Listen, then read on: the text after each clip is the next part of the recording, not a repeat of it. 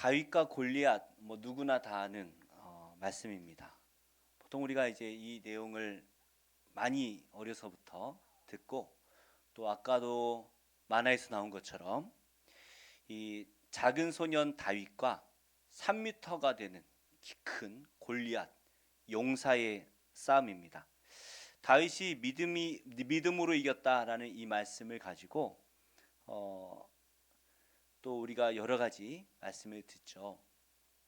우리 만화에서 나온 것처럼 다윗이 양떼를 칠 때에 이 돌팔매를 열심히 연습을 해가지고 그 결과 승리하게 되었으니 여러분도 주어진 환경에 최선을 다하십시오.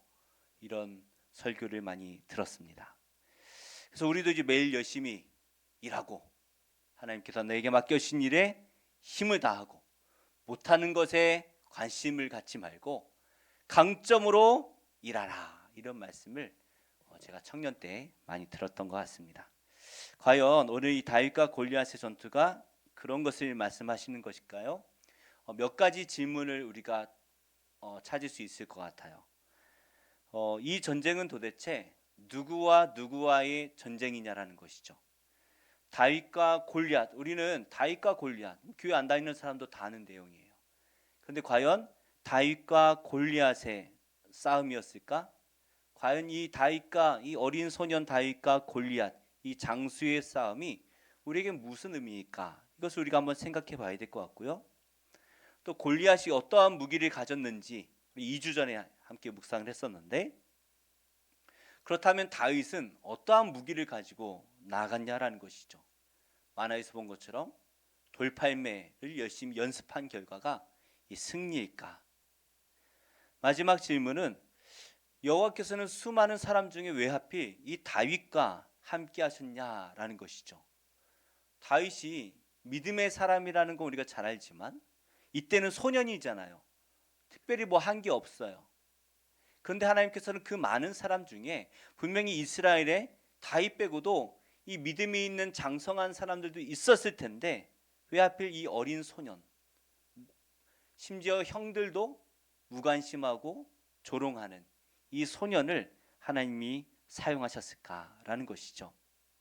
이 세 가지 질문을 중심으로 우리가 함께 말씀을 나눠보도록 하겠습니다. 우리 옆에 분과 이렇게 인사하겠습니다. 알 것도 같고 모를 것도 같습니다. 네, 알쏭달쏭 알 것 같은데 물어보면 또 대답을 못하는 이런 질문이 있죠. 자, 첫 번째, 이 전쟁은 누구와 누구와의 전쟁이냐라는 것이죠. 겉으로 보면 다윗과 골리앗의 싸움이다라는 것은 지나가는 삼척 동자도 다 아는 내용입니다. 하진 자매님, 다윗과 골리앗 알아요? 미안해요, 괜히 물어봤어요. 알죠. 자, 100번은 들었을 거예요. 자, 그런데 우리는 이 다윗과 골리앗의 전투에서 이 다윗과 골리앗의 외모와 그 무기에 집중을 하게 됩니다. 오늘 성경 말씀에 나오는 사람들도 그들의 외모에 집중을 했죠. 먼저 골리앗의 외모를 보고 이들은 다 두려워 떨었습니다. 우리가 지지난주에 묵상한 말씀처럼 골리앗이 키가 3m나 되고, 그리고 그가 입고 있는 그 갑옷들, 그가 들고 있는 창, 이거는 멀리서 보더라도 이게 대단한 사람이다라는 것이 보였던 거예요. 모든 이스라엘 백성들이 이 골리앗을 보고 두려워 떨고 심지어 어떻게 했죠? 도망가기도 했어요. 도망갔어요. 사울도 마찬가지죠. 사울 왕도 수많은 전투에서 승리했던 사울 왕도 이 골리앗 앞에서 지금 두려워 떨고 있습니다. 무엇을 보고요? 골리앗의 외모를 보고 두려워 떨고 있죠. 우리 33절 말씀을 함께 읽어볼까요? 사울이 다윗에게 이르되 내가 가서 저 블레셋 사람과 싸울 수 없으리니 너는 소년이요 그는 어려서부터 용사임이라. 자, 사울은 이 다윗과 골리앗의 무엇을 보고 있죠? 외모를 보고 있죠. 너는 누가 봐도 소년이다.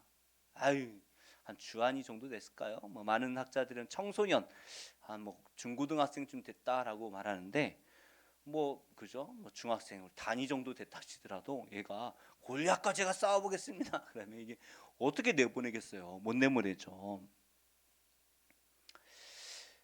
사울이 볼 때에 다윗은 그냥 소년이었어요. 골리앗은 어려서부터 용사였습니다.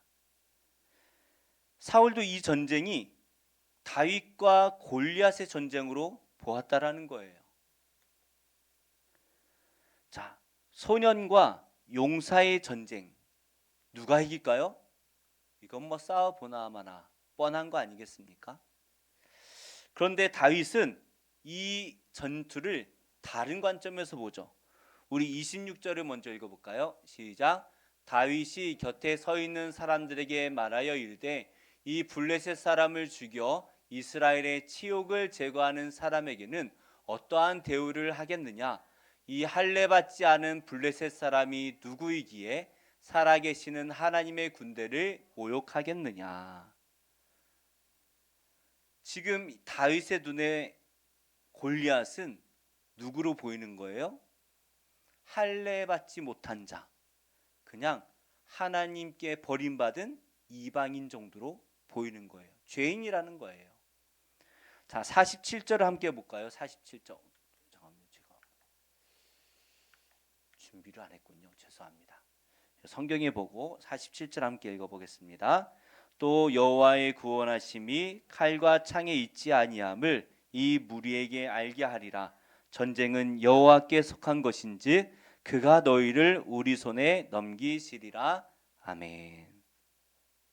다윗은 이 전쟁이 누구와의 전쟁인지를 분명히 알고 있습니다. 누구와의 전쟁이에요? 할례 받지 못한 자와 여호와의 전쟁이라는 거예요. 이 할례 받지 못한 자, 그는 특징이 있어요. 뭐예요? 이방 우상을 섬기는 자죠. 그래서 43절 마지막에 보면 이 블레셋 골리앗이 자기의 신들의 이름으로 이 다윗을 저주합니다. 그러니까 이 전쟁은 신과 신의 싸움이 돼버린 거예요. 그러니까 다른 사람들이 볼 때에는 다윗과 골리앗의 싸움, 사울 왕도 그렇게 생각을 했고 심지어 골리앗조차도 그렇게 생각을 했을 거예요. 네가 나를 개로 하느냐. 그런데 다윗의 눈에는 이게 하나님과 저 악한 우상을 섬기는 죄인의 싸움이었다라는 것입니다. 그래서 이 전쟁은 누구에게 속한 것이다 라고 고백합니까? 47절 마지막에 보니까 여호와께 속한 것이다. 다윗의 관점은 너무나 정확했어요. 이 전쟁은 여호와께 속한 것입니다. 우리는 어떠한 고난을 바라볼 때 그 고난 자체를 바라보죠. 그리고 그 고난이 얼마나 큰지 그것을 분석해요. 생각해요. 그리고 묵상합니다. 아이고 큰일 났어. 야, 내일까지 내가 2천만 원을 어떻게 준비해? 망했어. 밤새 묵상해요. 답도 안 나오는 거. 그렇죠? 그게 우리예요. 그 고난의 크기를 계산합니다. 그러나 하나님의 진정한 자녀는 그게 아니죠. 우리가 경험하는 수많은 이 고난과 환난이 영적 싸움이다라는 것을 우리는 알아야 됩니다. 이 모든 것이 하나님께 속한 것이다라는 거예요. 그래서 모든 전쟁은 내 안에 있는 것이 아니라 내 밖에 있는 거예요. 그런데 우리는 그 문제를 내 안으로 끄집어 들어와서 어떻게 해요? 묵상하죠. 계속 묵상하는 거예요. 사실 이 전쟁은 우리 앞에 있는 고난의 문제들은 뭐예요? 내 자신의 믿음의 싸움인 것입니다. 내가 이 전쟁을 어떻게 바라보느냐의 싸움인 거예요. 우리는 믿음의 눈으로 우리를 도우시는 여호와 하나님을, 예수 그리스도를, 나와 함께 하시는 성령님을 바라보아야 되는데 그것을 바라보지 못하게 하는 골리앗과 같은 현실들이, 야 1,000만 원 너 당장 있어? 2,000만 원 당장 있어? 1억 있어? 너 어떻게 하려고 그래? 우리를 두렵게 만드는 거예요. 여호와 하나님을, 예수 그리스도를 바라보지 못하게 만듭니다. 이때 우리는 그 현실을 넘어서 우리 안에 역사하시는 여호와 하나님을 바라봐야 되는 거예요. 이게 뭐예요? 믿음인 것이죠. 우리는 믿음으로 하나님을 바라봐야 합니다. 예수님께서 3번의 시험을 받으셨죠. 그런데 그 내용을 보면 사실 40일을 금식한 분에게 먹을 것으로, 또 하늘 보좌를 버리고 가장 낮은 곳으로 오신 예수님께 명예와 재물로 예수님을 유혹했습니다. 모두 다 급한 거죠. 우리 의리자매님 며칠 굶어봤어요? 며칠 굶어봤어요? 하루도 굶어본 적 없죠, 그죠? 맞아요. 오늘부터 4일 금식하세요? 아, 큰일 났네. 미안해요. 자, 우리는 뭐 3일 이렇게 금식해도 정신이 혼미하잖아요. 예수님께서 지금 40일을 금식하신 거예요.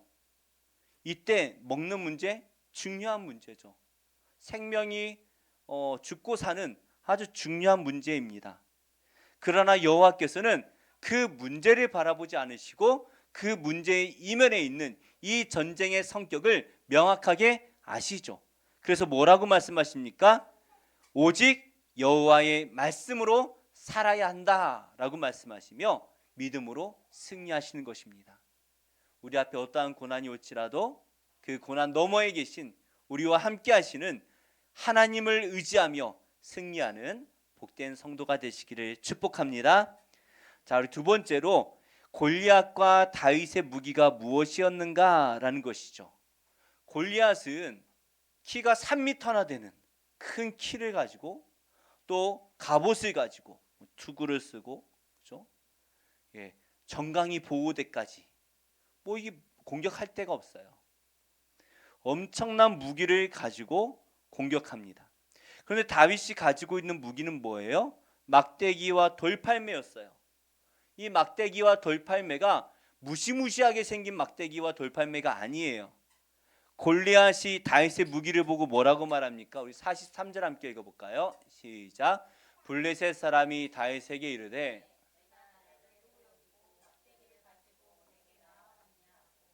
그의 신들의 이름으로 다윗을 저주하고. 사람들은 이 다윗이 돌판매를 던져서 승리했다라고 말하면서 강점으로 일해라, 열심히 일해라, 하나님이 주신 무기를 열심히 갈고 닦아라, 그러면 세상을 승리할 수 있다라고 말하죠. 마치 다윗이 골리앗을 무찌르기 위해 훈련을 한 것처럼 하나님께서 다윗의 이 돌팔매 연습이 없으면 골리앗을 무찌르지 못하셨을 것처럼 이렇게 말을 합니다. 그래서 뭐라고 말하죠? 학생들에게 공부 열심히 해야 하나님께 귀하게 쓰임 받는다 말해요. 그렇죠? 공부 열심히 해야 하나님께 귀하게 쓰임 받습니까? 그럼 저는 쓰임 받을 수가 없어요. 할 수가 없죠. 우리 37절 함께 읽어볼까요? 시작. 또 다윗이 이르되 여호와께서 나를 사자의 발톱과 곰의 발톱에서 건져내셨은즉 나를 이 블레셋 사람의 손에서도 건져내시리이다.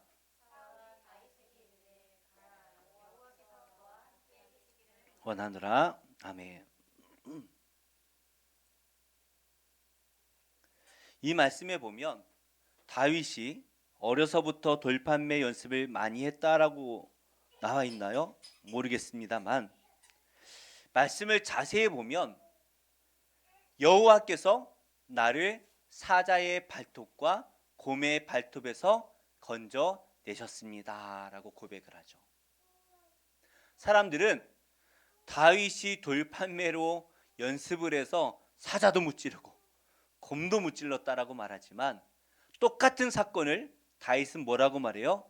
여호와께서 사자의 발톱과 곰의 발톱에서도 저를 구원해 내셨습니다. 그러니 어떻습니까? 지금 저 블레셋 사람 골리앗에게서도 저를 구원해 내실 줄 믿습니다. 이 믿음을 가진 거예요. 사람들은 내 힘을 키워서 세상을 이기려고 합니다. 그런데 그러면 그럴수록 깨닫는 것이 있어요. 불가능하구나. 나는 세상을 이길 수 없구나. 우리 이것을 깨달아요. 우리가 할 수가 없습니다. 지금 함께 공부하고 있는 한 강도사님이 계신데 군인 출신이라 그런지 자기 주장이 엄청 강해요. 엄청 강해요. 그래가지고 선배들이 이렇게 조언을 하면 또 교수님이 이렇게 말씀을 하시면 도무지 듣질 않는 것 같아요. 그냥 조언을 한마디 하면 냅두세요. 아유 이뻐라. 교수님이 한마디 조언을 하면 세 마디 대꾸를 해요. 그래가지고 어떻게 우리끼리 모여가지고 강사님 어디 잠깐 화장실 가면 어떻게 그렇게 말을 해요. 제가 2001년도부터 이제 전도사를 사역을 시작했는데 한 25년 된 것 같아요. 깨닫는 것이 있습니다. 목사가 연륜이 쌓일수록 실력을 쌓는 것이 아니고 오히려 내 생각과 내 주장과 내 실력을 내려놓는 과정인 것 같아요. 나를 내려놓을 때 하나님께서 그 안에 역사하시는 것입니다. 우리가 세상과 싸울 무기는 나의 힘이 아닙니다. 우리가 무슨 힘이 있어서 사탄을 이길 수가 있겠습니까? 우리는 사탄을 이길 힘이 없어요. 우리가 가지고 있는 유일한 무기는 우리 아진이 목사님 될 것 같은데 큰일 났네. 엄마가 표정이 안 좋은데 네. 예배 시간에 저렇게 목소리 크면 목사님 돼요. 자, 우리는 내 힘을 키워서 나의 무기를 삼으려고 하지만 아니죠. 우리는 세상을 이길 힘이 없어요. 우리가 마귀 이길 수 있습니까? 우리가 사탄 이길 수 있습니까? 내 힘으로는 안 돼요. 그러나 우리가 이길 수 있는 무기가 단 하나 있습니다. 뭐예요? 우리를 사랑하셔서 아들까지도 아끼지 않고 내어주신 하나님이 우리의 무기인 줄 믿습니다. 우리를 사랑하셔서 인간의 몸을 입고 이 땅에 오신 임마누엘의 예수님이 우리의 무기인 줄 믿습니다. 그리고 우리를 어떻게든 구원하시기 위해서 우리와 함께 하시며 구원의 여정으로 이끌고 계신 성령께서 우리의 무기인 줄 믿으시기 바랍니다. 로마서 8장 35절 37절 함께 읽어볼까요? 누가 우리를 그리스도의 사랑에서 끊으리요? 환난이나 공고나 박해나 그러나 이 모든 일에 우리를 사랑하시는 이로 말미암아 우리가 넉넉히 이기느니라. 아멘. 할렐루야. 우리의 무기는 우리를 사랑하시는 하나님 그 사랑이에요. 우린 능력이 없지만 하나님이 능력이 있으신 거예요. 제가 선이랑 싸우면 이길 수 있을까요? 못 이겨요. 선이 맨날 아빠가 혼낸다 생각할지 몰라도 못 이겨요. 왜요? 더 사랑하니까 이길 수가 없는 거예요. 하나님께서 우리를 얼마나 사랑하시는지 그의 독생자를 우리에게 내어주시기까지 사랑하셨고, 예수님께서 우리를 얼마나 사랑하시는지 하늘 영광 보좌를 버리시고 우리를 위하여 임마누엘 하셔서 십자가에 달리시기까지 우리를 사랑해 주셨습니다. 그리고 성령님께서 우리를 얼마나 사랑하시는지 아버지와 아들의 명령에 따라서 이 땅에 오셔서 이 더럽고 추악한 우리 마음에 함께 하시며 우리를 구원의 길로 이끌어 가시는 거예요. 그 하나님의 사랑 안에 이 세상 무엇이 우리를 끌어낼 수가 있겠습니까? 이것이 우리의 무기예요. 다윗이 골리앗을 대적할 때 자기의 돌팔매를 의지하지 않았습니다. 자기와 함께 하시는 하나님을 의지한 것입니다. 이처럼 우리가 싸울 것은, 우리가 이 세상과 싸울 때에 우리가 가지고 나아갈 무기는 뭐예요? 예수 그리스도를 믿는 믿음을 가지고 나아갈 때 성령께서 능히 승리케 하실 줄 믿습니다. 그래서 우리의 싸움은 우리가 하는 것이 아니라 우리와 함께 하시고 우리를 사랑하시는 성삼위 하나님께서 우리 대신 싸우고 계시다라는 것을 믿고 기도하며 눈물 흘리고 기도하며 기다리다 보면 나도 모르게 다 은혜 가운데 지나가 있음을 고백하게 될 것입니다. 마지막으로 우리가 묵상할 말씀은 여호와께서는 도대체 왜 다윗과 함께 하셨냐라는 것이죠. 다윗은 아직 소년이잖아요. 다윗이 뭐 믿음으로 좋은 일 했던 게 뭐가 있어요? 없어요. 지금 오늘 말씀까지 다윗이 뭐 하나님을 잘 믿어서 뭘 했다라는 게 없어요. 뭘 드렸다라는 말씀도 없어요. 제사를 드렸다라는 말씀도 없어요. 어떻게 살았는지 성경은 별로 말씀하지 않으십니다. 그냥 양치기 소년으로서 목숨 걸고 자기 양을 잘 지켜왔을 뿐이에요. 그런데 왜 여호와께서는 다윗과 함께 하셨을까요? 다윗이 양을 잘 치니까, 관리를 잘하니까, 목숨 걸고 지키니까, 저런 양 잘 목숨 걸고 할 정도면 내 백성을 맡겨도 되겠어 라고 하셨을까요?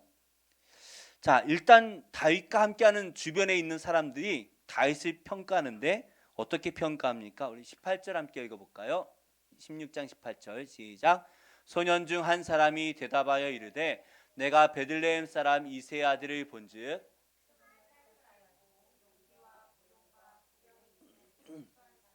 여호와께서 그와 함께 계시더이다 하더라. 아멘.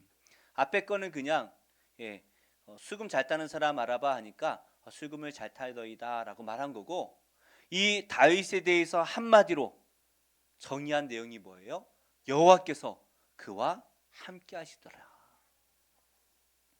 다윗을 설명하는 아주 중요한 특징 하나는 여호와께서 함께 하시는 자라는 거예요. 왜 여호와께서는 그 많은 사람 가운데 다윗과 함께 하셨을까요? 다윗도 연약한 자였습니다. 얼마나 연약한지 사무엘이라는 그 당대 최고의 존경받는 종교 지도자가 이 집에 왔는데 다윗 빼고 다 불렀어요. 아들을 불러오라는데 다윗은 빼고 불렀어요. 그 정도로 아버지에게도 형들에게도 관심을 받지 못하던 연약한 아들입니다. 근데 다윗이 형들과 다른 점이 하나 있죠. 뭐예요? 그가 여호와를 사모했다라는 것입니다. 여호와께서 다윗과 함께 하셨던 이유는 다윗이 능력이 있어서 돌팔매를 잘 던지더라, 양떼를 잘 돌보더라, 뭐 다윗이 착하더라, 이것을 보신 게 아니에요. 여호와께서 다윗과 함께 하신 이유는 구속사적으로 이스라엘을 구원하시기 위해서 주권적으로 다윗과 함께 하신 것도 맞죠. 그런데 더 중요한 게 있어요. 뭐예요? 다윗이 여호와를 사모하는 자였다라는 거예요.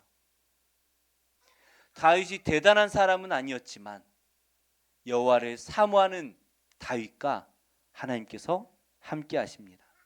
그래서 시편의 말씀을 묵상해 보면 어때요? 다윗이 기쁠 때나 고난의 때나 죽음 앞에서까지도 그는 어떻게 합니까? 여호와를 사모하며 간절히 여호와를 찾아요. 죄를 지었을 때도 여호와를 찾고, 죽음 앞에서도 여호와를 찾고, 기쁠 때에도 여호와를 찾습니다. 이렇게 여호와를 사모하는 자, 그 사람 앞에 하나님께서 함께 하시고, 그래서 고난 중에도 죽음 앞에서도 다윗은 여호와를 구하며 성령이 그와 함께 하실 때에 그 시편은 어떻게 마무리되죠? 늘 똑같아요. 찬양하라, 여호와를 찬양하라, 이 말씀으로 마무리되는 거예요. 여호수아와 함께 하셨던 하나님입니다. 히스기야와 함께 하셨고 제자들과 함께 하셨습니다. 이들은 그 고난을 바라보지 않고 기도함으로 자기들과 함께 하시는 여호와 하나님을 바라보았습니다. 그럴 때 나를 죽일 것 같던 이 고난의 현실은 사라지고 언제나 나를 구원해 주셨던 그 여호와께서, 그 예수님께서 성령으로 나를 이번에도 구원해 주시리라는 그 고백을 하나님께 드리게 되죠. 오늘 우리가 세 가지 말씀을 함께 묵상했습니다. 세 가지 질문을 하고 세 가지 답을 말씀을 통해 찾았는데요. 이 세 가지 말씀을 종합을 해보니까 하나님 나라는 어떤 곳인가 라는 것이 보이게 됩니다. 하나님 나라는 어떤 곳입니까? 여호와를 사랑함으로, 여호와를 믿음으로 하나님을 왕으로 모시고 사는 곳, 그곳이 하나님 나라인 줄 믿습니다. 이 사탄은 우리가 그 하나님을 바라보지 못하도록 온갖 것들로 우리를 유혹하고 고난 가운데 우리를 넘어뜨리려 하지만, 그럼에도 불구하고 나를 다스리시는 분이, 나를 구원하시는 분이 여호와 하나님이시다. 나를 창조하시고 나를 위하여 십자가에 달려 돌아가셨고 성령으로 나를 구원해 주신다라는 이 믿음이 흔들리지 않고 여호와 하나님을 바라볼 때에 우리는 하나님의 온전하신 통치를 받게 될 것이고, 어떠한 고난과 환난 속에서도 두려워 떨지 않고 승리하게 되리라 믿습니다. 우리는 예수님을 믿고 구원받은 하나님 나라의 백성이 되었습니다. 이제 우리가 가져야 할 중요한 것이 있죠. 바로 예수 그리스도를 믿음으로, 그를 사랑함으로 예수님의 말씀에 다스림을 받는 것입니다. 어떻게 하면 예수님의 말씀에 이 다스림을 받을 수 있습니까? 너무나 간단하죠. 말씀과 기도예요. 우리가 하나님을 사랑할 때에 그의 말씀을 듣게 될 것이고, 기도함으로 그 말씀을 삶으로 살아내게 될 것입니다. 그래서 예수님의 제자들이 복음을 전하다 붙들렸을 때, 예수님의 십자가 앞에서 예수님께서 십자가에 달리실 때는 다 도망갔고, 예수님이 붙들리실 때에는 겉옷까지 벗고 도망갔던 제자들이 예수님이 성령으로 나와 함께 하시는구나 라는 것을 믿을 때에는 그 죽음 앞에서 밤새 부흥회를 열었다라는 거 아닙니까? 우리는 지금까지 골리앗과 같은 환경을 바라보면서 내 손에 난 막대기랑 돌팔매밖에 없네, 내가 가진 것은 참 저 골리앗에 비하면 너무나 보잘것없구나 라고 낙심하셨다면, 이제 우리의 시선을 바꾸시기 바랍니다. 우리는 우리의 환경을 바라보는 것이 아니라 눈을 들어 우리 하나님께서 우리를 데리고 가실, 그리고 지금 이 땅에서 우리를 통치하고 계시는 그 하나님 나라를 바라보시기를 축복합니다. 그래서 나를 도우시는 우리의 왕 되신 예수 그리스도와 여호와 하나님과 성령 하나님을 바라볼 때에 우리는 어떠한 것도 두렵지 않을 것입니다.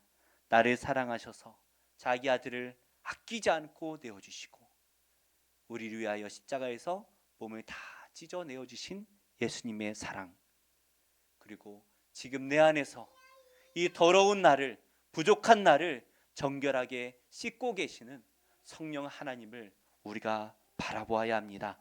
그럴 때 우리는 그 하나님을 바라보며 두려움이 아니라 담대함과 기쁨으로 하나님을 영원토록 찬양할 것이고, 우리가 찬양하다 눈을 감을 때, 눈을 뜨면 찬양하며 영원한 하나님 나라에서 살게 될 줄로 믿습니다.